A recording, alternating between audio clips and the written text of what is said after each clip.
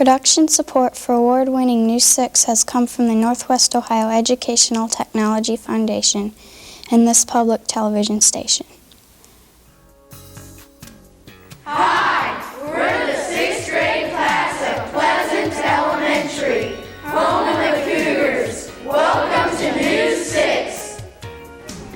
This week on News 6, we'll visit a place where chicks see the first light of day.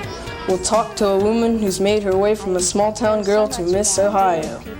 And we'll see the recent addition to the pool that makes water sports easier for the handicapped.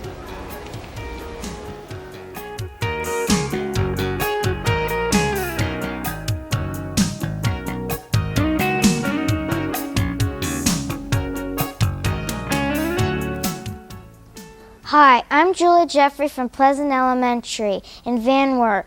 Welcome to News 6. With our first story, here's Eric Mosier. The Stoller Hatchery in Van Wert gives newborn chicks their first peek at the light of the day. Tammy Couch has a story. Mr. Stoller allowed News 6 to see a close-up of what an egg goes through to hatch a newborn chick. What special care has to be taken of the hatching eggs?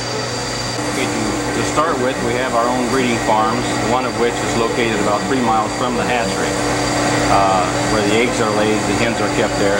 Eggs are gathered every day, kept in a temperature-controlled and humidity-controlled egg room, stored until they're brought in here, then they're trayed up and put in the incubator. The process for hatching the egg takes 21 days.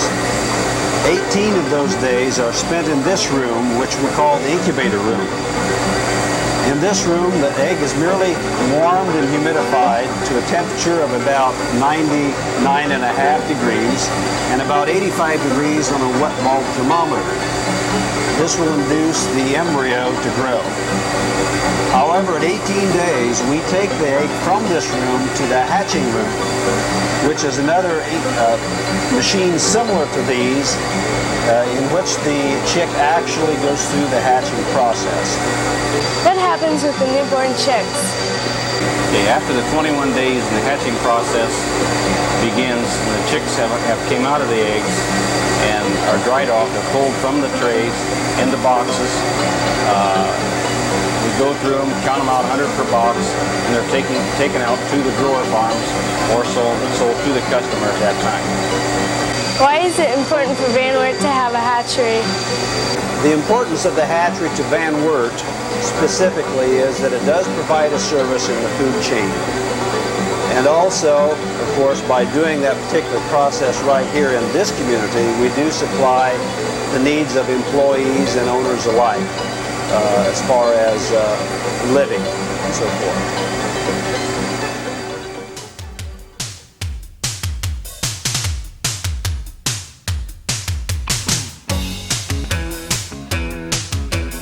This week's News 6 is produced by the 6th grade class of Pleasant Elementary in Van Wert. Van Wert is located about 30 miles west of Lima. It was founded in 1835 and has a population of 11,035. Sarah Evans is a hero for the people of Van Wert. She is the reigning Miss Ohio and a role model for a lot of young people. Sarah grew up in Van Wert and even went to Pleasant Elementary as a child. She shared her experience as Miss Ohio with current Pleasant Elementary students. How did you become Miss Ohio? Well, once you win a local preliminary pageant, then you qualify to compete in the state pageant, just like you must win a state title to get to Miss America. And I competed for 3 years at the state level before I finally did win. This moment was just incredible for me because it was something that I had worked to achieve for 3 years, and knowing that the judges had seen in me what I had hoped that they would see was just absolutely incredible. Describe your experience in the Miss America pageant.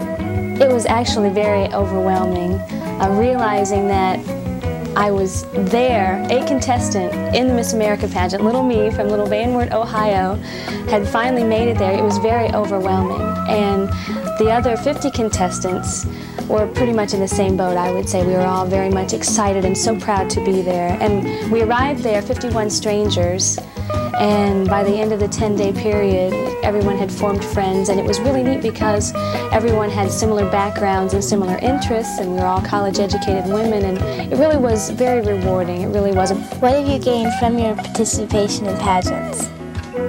I'd say a lot of self-confidence. I've learned so much about dealing with people and working with people, a lot about public speaking and entertaining. And the common theme that I had last year during the Miss Ohio pageant was I was just going to be myself. And it was very relaxing knowing that it's all right to be who you are. And I get to do a lot of motivational speaking to students, both in elementary school and in high school, and I always tell them to be the best them that they can be. What advice would you give someone interested in doing this? I would definitely tell them to go for it because there's so many benefits. The people you get to meet, the self-confidence, the communication skills, the scholarship money. The Miss America program is the largest scholarship foundation for young women in the world. And I personally have received over $15,000 worth of scholarship money through this program. So for all of these reasons, I would definitely tell them to go for it because you never know what you're capable of until you try. KidsView gives the kids of Northwest Ohio a chance to say what's on their minds. Here's Sean Putman with the KidsView question. Hi, I'm Sean Putman in the halls of Pleasant Elementary School, and the KidsView question for the week is, what would you do to improve your community? I'd build more and better stores for my community. I would rebuild some of the older buildings. I built an amusement park to improve my community.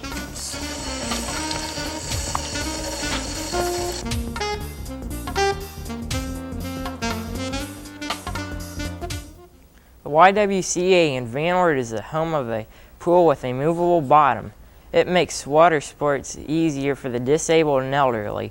Dan Feesby spoke with Susie Woods about the pool's many advantages. As News 6 discovered, the pool really does make access to the water much easier for everyone who visits it. Susie, where was the pool designed? The original concept is from Germany, and an American company out of Olean, New York brought it to the United States about 15 years ago. And we happened to be in Michigan and we saw another pool that had a movable bottom, and so we decided to do that with ours. The floor works on the same principle as a service station garage that lifts a car. There's 4 hydraulic rams under the bottom, and when you push a button on the control panel, they all move and you can raise it or lower it. It moves a foot a minute, so it's slow enough that you don't really notice it unless you're standing in it and you feel the water level go up and down, but it's fast enough that we can do it during classes. We can start at one depth and move deeper or shallower for whatever we want to do in the class, so it's very convenient. A lot of people wonder what happens to the water when the bottom comes up or down. If you think of it as actually like a box full of water with a second bottom, it goes through the water. So when the water's at 2 foot, there's actually 4 feet of water underneath the bottom. It never really leaves and goes anywhere. It's just there, and the movable bottom's at a second position. Why is having a pool like this important to Van Wert? A pool like this in Van Wert gives a lot of people access to a pool that wouldn't have had it if we'd built another conventional pool. A lot of people can't go up and down conventional ladders because they have problems with their knees or legs, or they just don't have the body strength to do it. Children learn to swim a lot faster in this kind of pool because they're not afraid because the water's shallower. The pool's smaller, so they're not as intimidated by the size of the pool. The water's warmer, and they like that. All those things also help with any age person who's mentally disabled, and the warm water and the accessibility makes it great for anybody who's physically disabled for whatever reason, if they have MS or if they're wheelchair bound or whatever. So it serves a whole audience of people. That's it for this week's show. Join us next week when News 6 travels to Tiffin, Ohio.